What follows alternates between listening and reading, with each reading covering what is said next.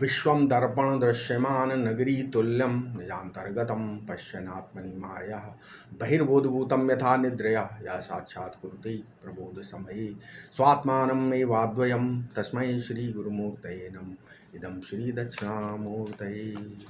ओम। इस वीडियो में क्या है, इस वीडियो में योग वासिष्ठ के 90 श्लोक हो गए थे। इसमें 91 मतलब 91 श्लोक है।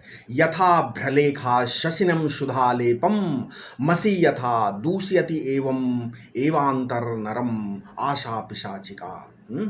जिस प्रकार बादल चंद्रमा को ढक देते हैं, जैसे काली इंक या काली स्याही की छींटें हैं सफेद दीवार पर गंदा कर देती है सफेद दीवार को, उसी प्रकार ओ राम तृष्णा रूपी राक्षस मनुष्य के मन को भ्रमित कर देता है। ठीक है ना। अब देखो, मैं एक सूक्ष्म बात आपको बताने वाला हूं। क्या आपने अपने को जीव के रूप में कल्पित कर लिया। पहले आप अपने बारे में कल्पना करेंगे तभी तो दूसरों के बारे में कल्पना करते हैं ना। देखो कि जैसे आत्मा शब्द है तो आत्मा शब्द दृष्टा के लिए है, और एक ब्रह्म शब्द है वो अखंडता का सूचक है। एक होता है बीज, जैसे चने का बीज, गेहूं का बीज, इसी प्रकार चेतन में जब इसी बीजा अवस्था की कल्पना करते हैं, मतलब जैसे हाथ का बीज, मन का बीज, बुद्धि का बीज जिस चेतन में लगा हुआ है उसको जीव बोलते हैं। जड़ता की प्रधानता से उसको बीज कह दिया और चेतनता की प्रधानता से उसको जीव कह दिया, और जो दृष्टा चैतन्य है, कूटस्थ चैतन्य है, उसको आत्मा बोलते हैं, और उसकी अखंडता का द्वैतक जो है वो ब्रह्म है। तो ब्रह्म शब्द है। तो समझ में आया कि नहीं आया इतना?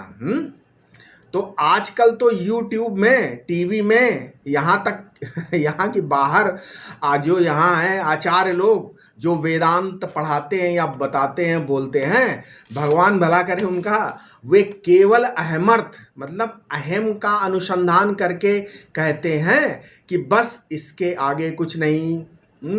भोग का दृष्टा मैं, कर्म का दृष्टा मैं नहीं, इंद्रियों का दृष्टा मैं, मन बुद्धि का दृष्टा मैं, बस अपने स्वरूप में पहुंचकर शांत हो गए। ये पूरा वेदांत नहीं है भाई। ठीक है, ये वेदांत नहीं है। यहां आप 3 गलतियां कर रहे हो। क्या गलती कर रहे हो? आजकल के वेदांती आचार्य लोग 3 गलती करते हैं। क्या? पहली गलती क्या है कि जिस दृश्य से तुम अलग हुए उस दृश्य के बारे में तुम कुछ नहीं जानते हो, है ना। वे कहाँ से आए हैं, कहाँ रह रहे हैं और कहाँ जाएंगे, है ना। ये दृश्य हैं और मैं इनसे न्यारा हूं। मैं अंतःकरण का दृष्टा हूं, इससे न्यारा हूं। मैं जागृत स्वप्न सुषुप्ति का दृष्टा हूं और इनसे न्यारा हूं। मैं अन्नमय प्राणमय आदि कोशों का दृष्टा हूं और इससे न्यारा हूं। इसमें गलती यह है कि तुम इनसे न्यारे तो हो गए लेकिन इनको अनाथ छोड़ दिया। यानी ये सब कौन है जिनको आपने छोड़ा है, ये आपको अभी नहीं मालूम। मालूम हुआ तो जिनको छोड़कर तुम अलग हो गए, ये कौन है, कहाँ रह रहे हैं भाई, कहाँ जाएंगे? क्या तुमको ऐसा लगता है कि ये दृश्य मैंने ही बनाया था, मैंने ही पाला था और मुझ में ही इनका लय होता है? क्या ऐसा मालूम होता है? तो जिससे सृष्टि पैदा होती है उसका नाम दृष्टा नहीं होता। समझ में आया? तो जिसने सृष्टि बनाई वो भी दृष्टा नहीं है। तो जो पालन करता है वो दृष्टा नहीं है। तो जो संसार को संहार करता है वो भी दृष्टा नहीं।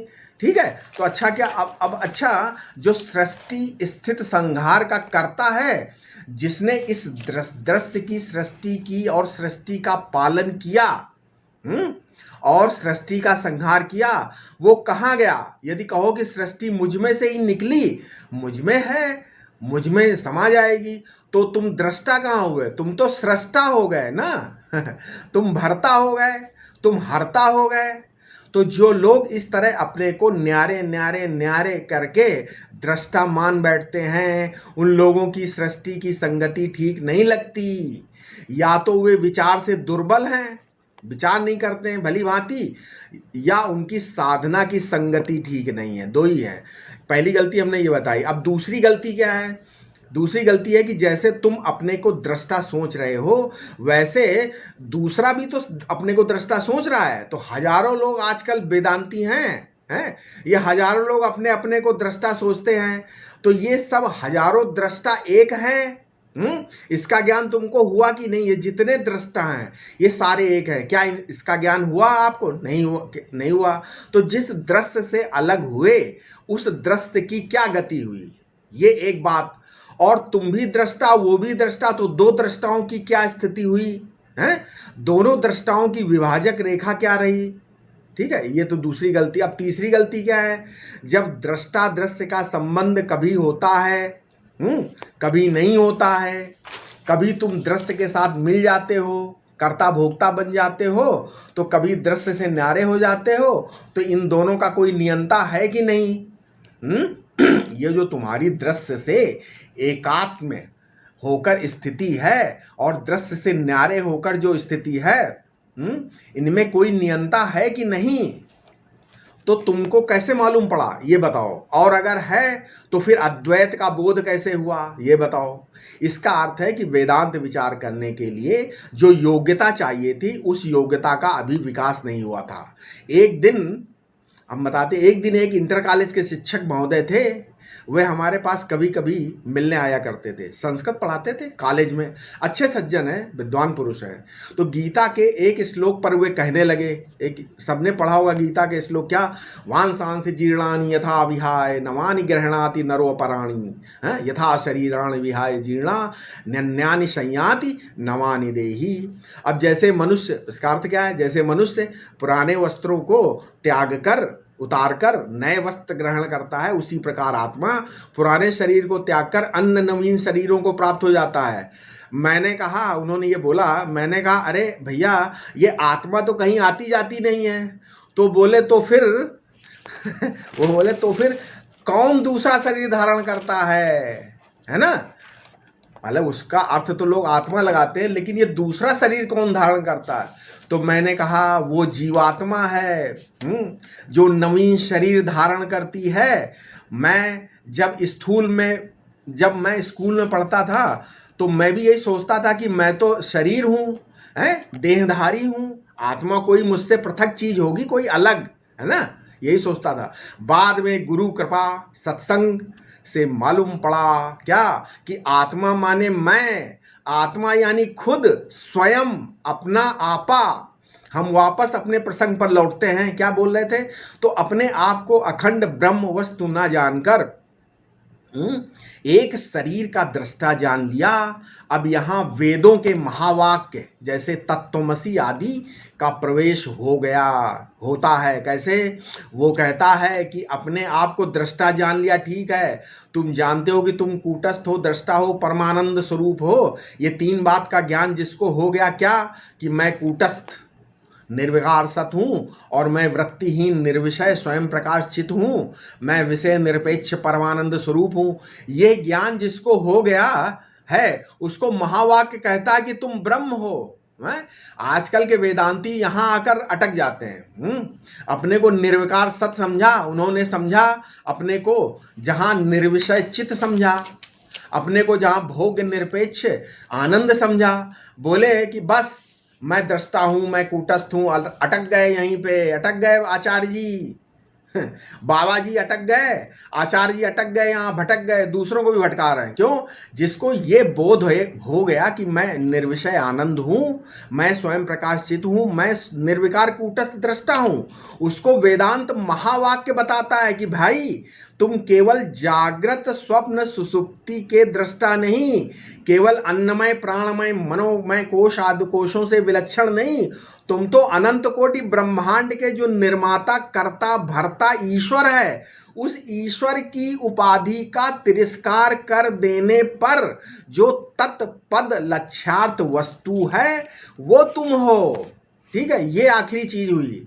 माने तुम्हारे अंदर ये ब्रह्मांडों का जो कर्ता भरता धरता है वो सब अध्यारोपित हैं, सुपर इम्पोज्ड है। तो क्या है, माने जगत की भी सत्ता नहीं है, उपाधि की भी सत्ता नहीं है। तो कार्य कारण दोनों उपाधि की सत्ता नहीं है, और कार्योपाधिक जीव या अविद्या और कारणोपाधिक ईश्वर और माया दोनों चेतनों की भी सत्ता नहीं है। समझ में आया? तो अखंड वस्तु जो वस्तु है वो तुम्हारा स्वरूप है। यही बात तत्त्वमसि आदि महावाक्य बताते हैं। इसलिए केवल दृष्टा कूटस्थ हो जाने से ये वेदांत की समस्या हल नहीं हो सकती। ठीक है, हैं? अब इसके आगे कौन सा श्लोक है? इसके आगे अगला श्लोक है, क्या है? 92। क्या श्लोक है? अंतर्मुक्तया सर्वम चिदवन्नो त्रिजगत्रणम जुहतो अंतर निर्वर्तित राम चित्तादि विभ्रमः। ओ राम, जैसे घास आदि की यज्ञ में आहुति देने से भस्म हो जाती है, वैसे ही मन के अंतर्मुख होने से, मन के विलीन होते ही तीनों लोग विलीन हो जाते हैं। उस आत्मा और ब्रह्म की एकता के ज्ञान से संपूर्ण विश्व बाधित हो जाता है और मिथ्या हो जाता है। देखो, और सूक्ष्म बात यहाँ पर थोड़ी सी बता देते हैं। लोग कहते हैं कि जब दुनिया दिखती है तो मिथ्या कैसे? बहुत लोग पूछते हैं अक्सर कि भाई ये दुनिया दिख रही, मिथ्या आप कैसे कह सकते हैं? अब यहाँ वेदांती ये तर्क करते हैं कि जो दिखता है वो तो सच्चा होता है कि नहीं, है ना? जो दिखता है क्या वो सच्चा होता है कि नहीं है? देखो, अद्वैत सिद्धि एक ग्रंथ में प्रपंच को मिथ्या सिद्ध करने के लिए बहुत सारे तर्क दिए गए हैं। उसमें पहला तर्क क्या है? उन्हें पहला तर्क यही है, क्या? प्रपंचो मिथ्या दृश्यत्वात् स्वप्न दृश्यवत। ये प्रपंच मिथ्या है, क्यों? दृश्य होने के कारण। स्वप्न के दृश्य के समान जो जो दृश्य होता है वो मिथ्या होता है। आपका दिमाग हिल गया ना? हमने बोला ना ये प्रपंच क्यों मिथ्या है? क्योंकि दृश्य है। हिला दिमाग? अरे हम दृश्य उसको नहीं कहते जो आंख से दिखता है। हम दृश्य उसको नहीं कहते हैं जो नाक से सूंघा जाता है, जो जीभ से स्वाद लिया जाता है। असल में आत्मा की साक्षिता में माने जिसके दिखने का गवाह, विटनेस, साक्षी अपना आत्मा है। इसके सामने, ठीक है, इस साक्षी आत्मा के सामने जितनी वस्तुएं आती जाती हैं वे सब दृश्य हो गए। वे सब वेदांत की भाषा में क्या है? साक्षी भाष्य को ही दृश्य कहते हैं। ठीक है, जहाँ जहाँ किसी वस्तु को मालूम पड़ने के लिए हमारे होने की जरूरत पड़े, हमको मालूम पड़े और हमारे बिना मालूम न पड़े और हमारे सामने आए चली जाए, उसको मिथ्या बोलते हैं। ठीक है, आश्चर्य हुआ है कि क्या आश्चर्य है? ये दृश्य जागृत अवस्था में अलग, स्वप्नावस्था में अलग है, सुसुप्ति गाढ़ी निद्रा अवस्था में अलग है। सुसुप्ति अवस्था में बीज रूप में रह जाता है, स्वप्नावस्था में आभास मात्र आकृतियां दिख रही हैं और जागृत में प्रकट हो जाती है। देखो, बिना दृष्टा के दृश्य नहीं हो सकता, ये समझो। दृश्य बदलता रहता है लेकिन दृष्टा नहीं बदलता है। दृश्य में विकार होता है, दृष्टा में विकार नहीं होता है। जब आप विवेक करोगे तो आपको ये संसार नए ढंग से दिखाई देगा।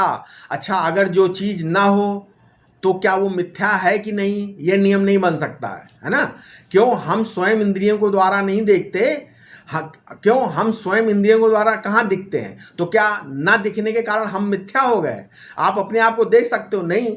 तो मिथ्या शब्द का अर्थ होता है दिखाई तो पड़े हैं, परंतु कहाँ? ऐसी जगह दिखाई पड़े जहां वो बिल्कुल ना हो। इसको बोलते हैं मिथ्या, मतलब स्वभावाधिकरणे भासमानात्वम मिथ्यात्वम। ठीक है, अब इसके आगे हम, क्योंकि ये थोड़ा सा और आगे बता देते हैं मिथ्या का, इसके आगे हम अपने अगले वीडियो में बताएंगे मिथ्या क्या है। ठीक है, ओम शांति शांति शांति।